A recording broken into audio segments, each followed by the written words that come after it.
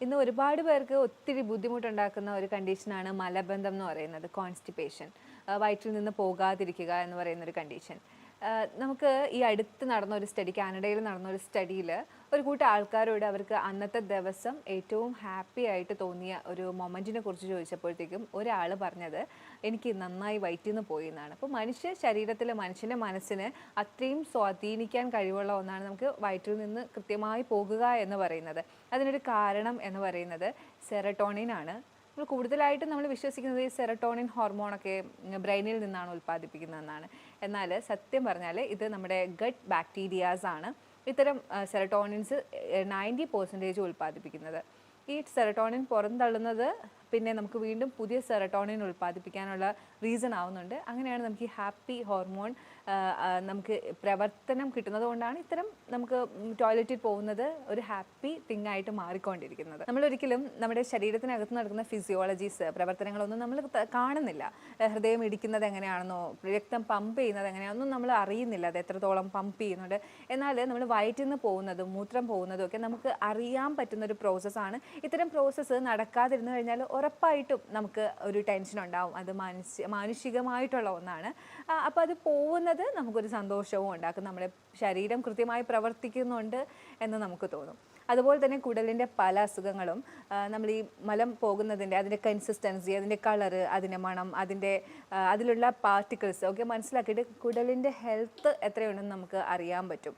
അപ്പോൾ ഇത്രയും വലിയൊരു പ്രോസസ്സാണ് ഈ ശോധന എന്ന് പറയുന്നത്.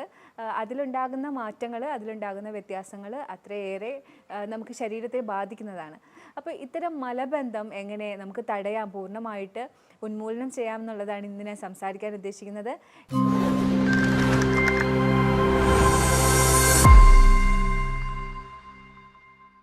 ഞാൻ doctor Amina, medical officer, Prana natural care centre. ഇങ്ങനെ വയറ്റിൽ മലം ഇങ്ങനെ കെട്ടിക്കിടക്കാനും, അതായത് കൂടുതൽ സമയം നമുക്ക് ടോയ്ലറ്റിൽ ചിലവഴിക്കേണ്ടി വരുന്നതുമായിട്ടുള്ള സാഹചര്യങ്ങൾ എങ്ങനെ ഉണ്ടാകുന്നു എന്ന് ചോദിച്ചാൽ നമ്മളൊക്കെ തന്നെയാണ് ഇതിന് കാരണം ഉണ്ടാക്കുന്നത്. കൂടുതലായിട്ട് നമ്മുടെ ഭക്ഷണക്രമം, നല്ല ഫൈബർ ഇല്ലാത്ത ഫുഡ് കഴിക്കുക, പ്രോട്ടീൻ കൂടുതലുള്ളതും കാർബോഹൈഡ്രേറ്റ് ഉള്ളത് എന്നാൽ ഫൈബർ ഇല്ലാത്ത ഫുഡ് കഴിക്കുക. ഞാൻ ഫൈബറിനെ കുറിച്ച് പറയുമ്പോൾ ഫൈബറാണ് നമ്മുടെ കുടലിൽ, അതായത് നമ്മുടെ ദഹന വ്യവസ്ഥയിൽ ഒരു ചൂലായിട്ടാണ് പ്രവർത്തിക്കുന്നത്.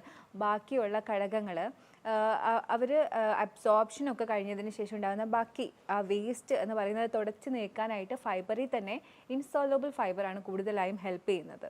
ഈ ഇൻസോലബിൾ ഫൈബേഴ്സ് അപ്പോൾ കൂടുതലായിട്ട് ഉൾപ്പെടുത്തുക. അപ്പോൾ അത് ഉൾപ്പെടുത്താതെ വരുന്ന, അതിനെ കൂടുതൽ കെയർ ചെയ്യാതെ ഉൾപ്പെടുത്താതെ വരുന്ന സാഹചര്യങ്ങളിൽ നമുക്ക് ഇതുപോലെ മലബന്ധം ഉണ്ടാവാം.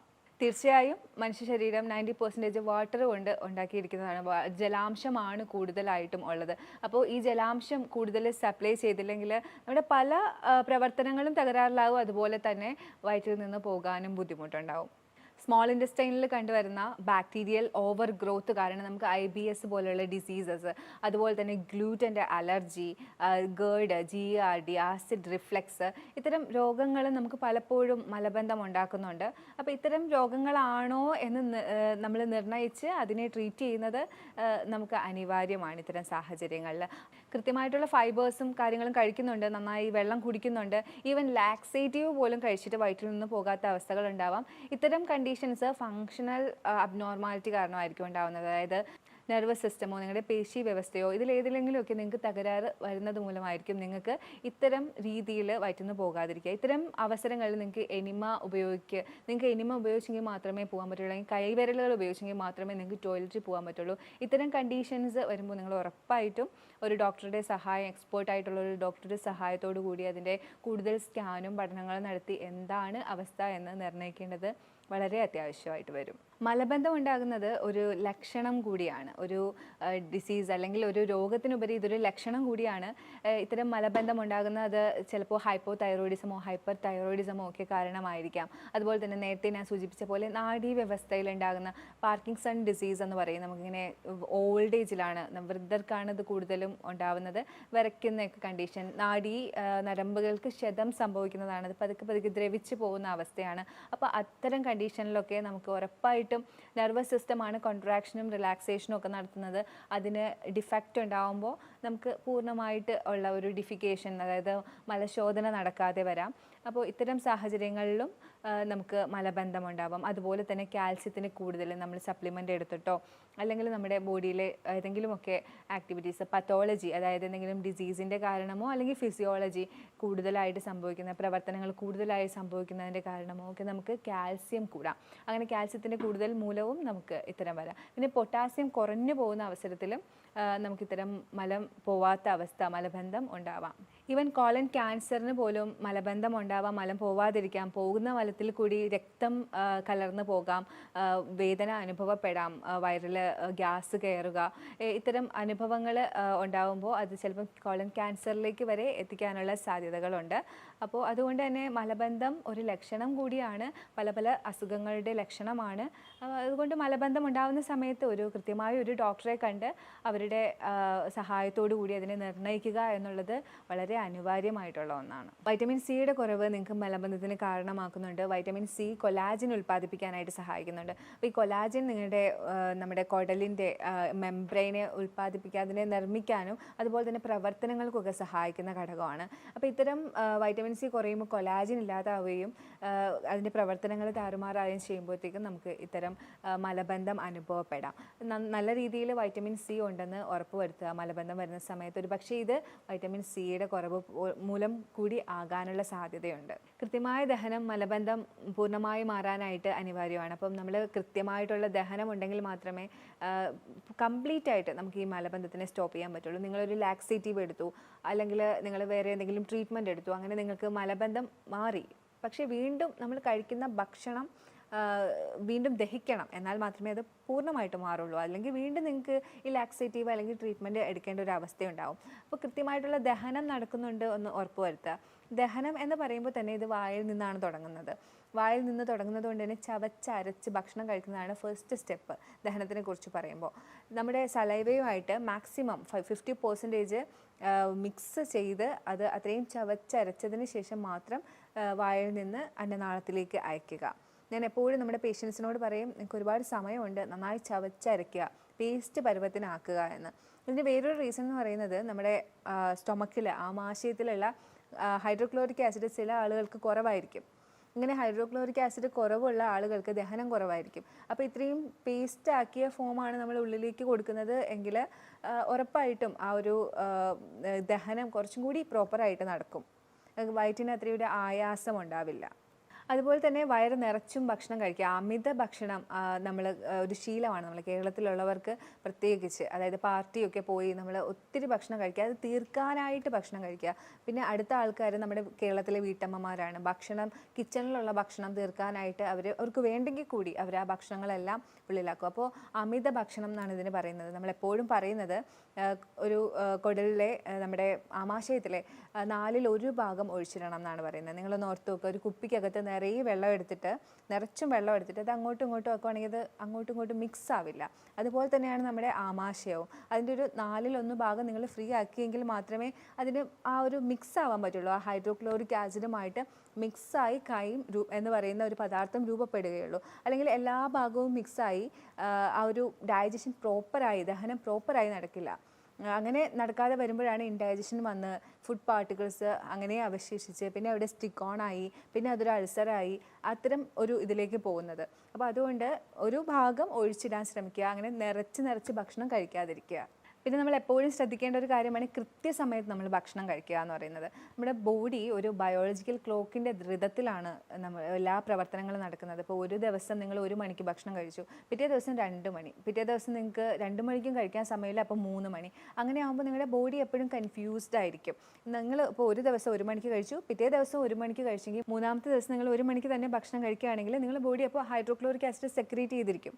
അങ്ങനെ ആകുമ്പോൾ നിങ്ങൾക്ക് പെട്ടെന്ന് ഈ ദഹനം നന്നായി നടക്കാനായിട്ട് ഹെൽപ്പ് ചെയ്യും. അറ്റ് ദ സെയിം ടൈം അന്ന് നിങ്ങൾ സമയം മാറ്റുവാണെങ്കിൽ ഹൈഡ്രോക്ലോറിക് ആസിഡ് നന്നായി സെക്രീറ്റ് ആവില്ല. അപ്പോൾ ഇത്തരം സമയത്തിനൊരു കൃത്യനിഷ്ഠ കൊടുക്കുക. നമ്മുടെ എല്ലാവരുടെയും ബോഡി ബയോളജിക്കൽ ക്ലോക്ക് വെച്ചിട്ടാണ് എല്ലാ പ്രവർത്തനങ്ങളും നടക്കുന്നത്. അപ്പോൾ ഇത്തരം കാര്യങ്ങളിൽ കൂടി നിങ്ങൾ നന്നായി ശ്രദ്ധിക്കുക. കഴിക്കുന്ന ഭക്ഷണം എപ്പോഴും നമുക്ക് ദഹിക്കാനായിട്ട് എളുപ്പമുള്ള ഭക്ഷണം കഴിക്കുക, നന്നായി വേവിച്ച ഭക്ഷണം കഴിക്കുക.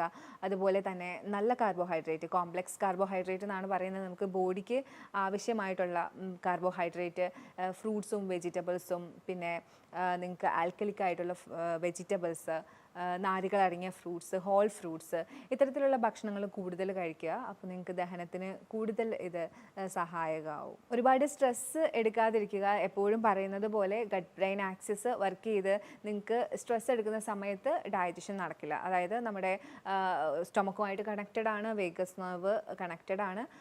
കുറച്ചൊന്ന് അപ്പോൾ പ്രവർത്തനങ്ങൾ കുറച്ച് സ്ലോ ഡൗൺ ആവും, ദഹനം നന്നായി നടക്കില്ല സ്ട്രെസ് എടുക്കുന്ന സമയത്ത്. അതുകൊണ്ട് സ്ട്രെസ്സ് ഫാക്ടേഴ്സ് എപ്പോഴും ഒഴിവാക്കുക.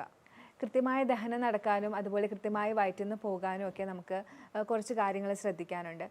എപ്പോഴും നമ്മൾ എടുക്കുന്ന ഫുഡിൻ്റെ ക്വാണ്ടിറ്റി, അതിൽ കൂടുതൽ പ്രോട്ടീൻസും കാർബോഹൈഡ്രേറ്റും മാത്രമാണെങ്കിൽ നമുക്ക് വയറ്റിൽ നിന്ന് നന്നായി പോകില്ല.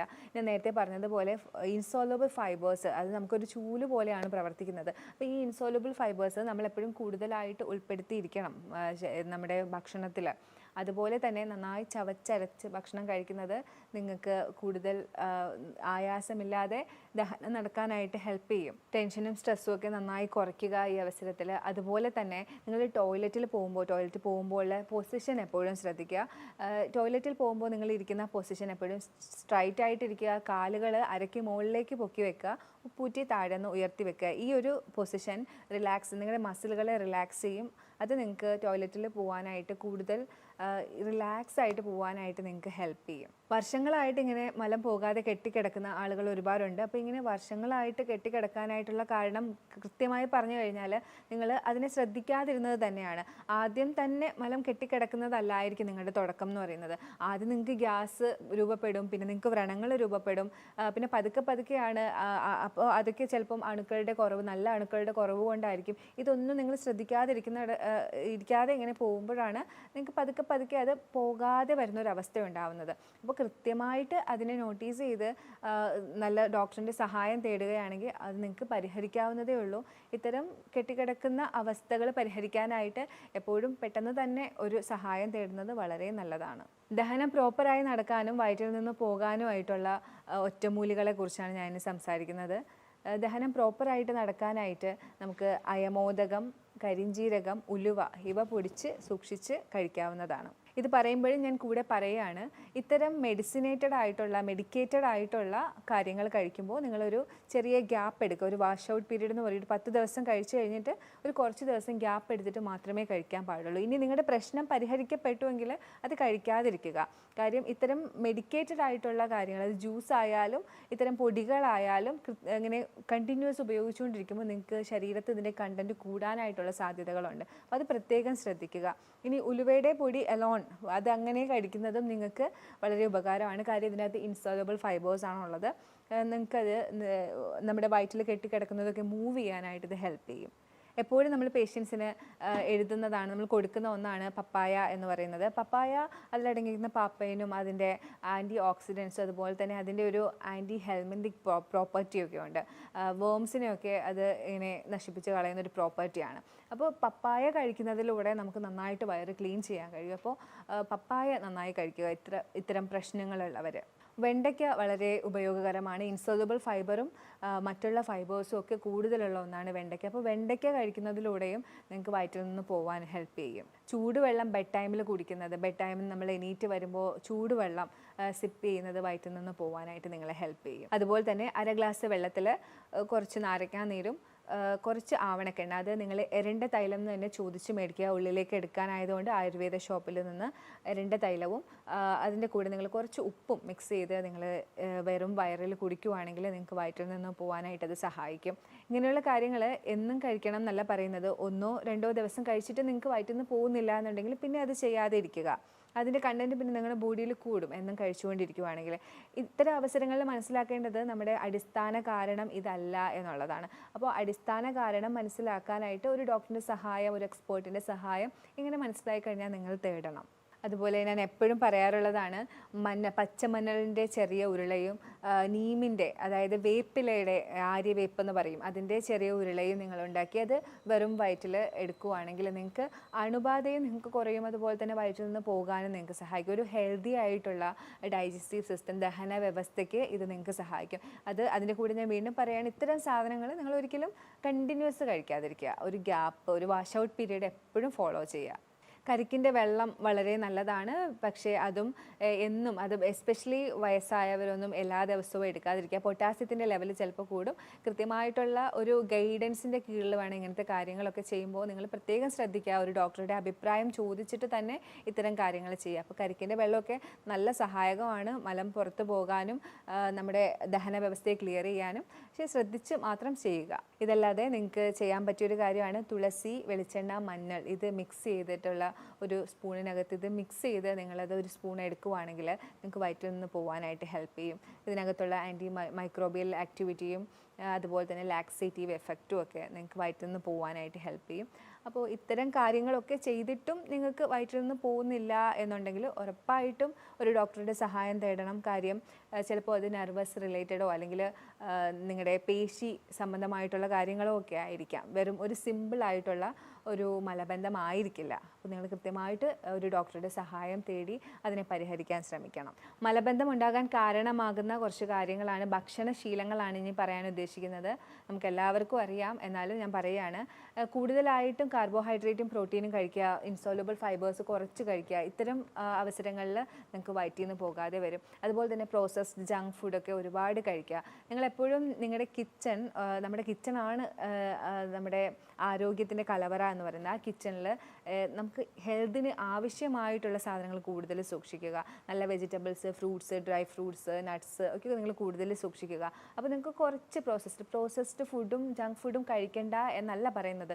കൂടുതലും നിങ്ങൾ ഹെൽത്തി ആയിട്ടുള്ള സാധനങ്ങൾ സ്റ്റോർ ചെയ്യുകയാണെങ്കിൽ ഉറപ്പായിട്ടും നമ്മൾ അതായിരിക്കും നമ്മുടെ ഓപ്ഷനായിട്ട് വരുന്നത്. അപ്പോൾ ചിലരൊക്കെ പറയാറുണ്ട് ഇത്തരം സാധനങ്ങൾ നമുക്ക് അഫോർഡ് ചെയ്യാൻ പറ്റില്ല, നമുക്ക് മേടിക്കാൻ പറ്റില്ല എന്ന്.